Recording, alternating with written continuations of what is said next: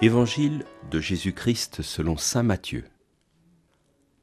En ce temps-là, Jésus disait à ses disciples : « Nul ne peut servir deux maîtres, ou bien il haïra l'un et aimera l'autre, ou bien il s'attachera à l'un et méprisera l'autre.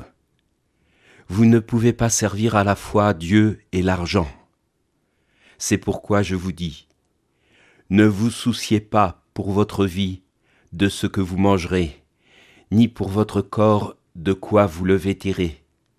La vie ne vaut-elle pas plus que la nourriture, et le corps plus que les vêtements ?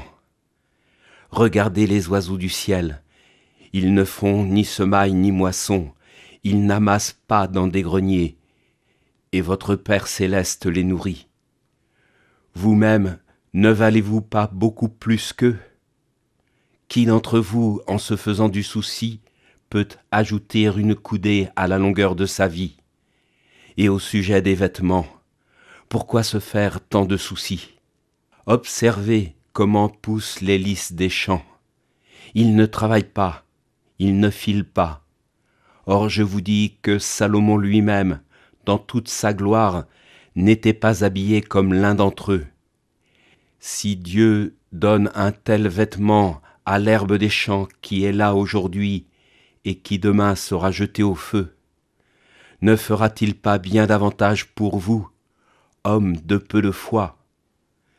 Ne vous faites donc pas tant de soucis. Ne dites pas « qu'allons-nous manger ?» ou bien « qu'allons-nous boire ?» ou encore « avec quoi nous habiller ?» Tout cela, les païens le recherchent. Mais votre Père céleste sait que vous en avez besoin. Cherchez d'abord le royaume de Dieu et sa justice, et tout cela vous sera donné par surcroît. Ne vous faites pas de soucis pour demain. Demain aura souci de lui-même. À chaque jour suffit sa peine. Bonjour. Les versets que nous venons d'entendre clôturent le chapitre 6 de l'Évangile de Matthieu. Jésus a des mots très forts. Vous ne pouvez pas servir à la fois Dieu et l'argent. Saint Bonaventure l'a un peu résumé ainsi : avoir des richesses et les aimer ne rapporte rien.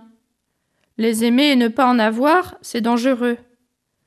Les avoir et ne pas les aimer, c'est dur. Ne pas en avoir et ne pas les aimer, voilà ce qui est utile, sûr, délectable et vertu parfaite.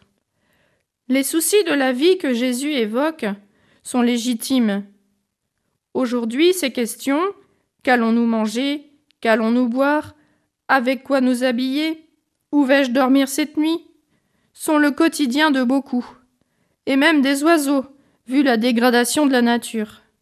Ce que Jésus pointe, lui, c'est la perte de la paix que cela engendre. Si notre vie se résume à cela, nous ne pouvons que vivre dans le trouble, l'inquiétude. Et c'est pour lui faire offense à Dieu, car c'est lui manquer de confiance.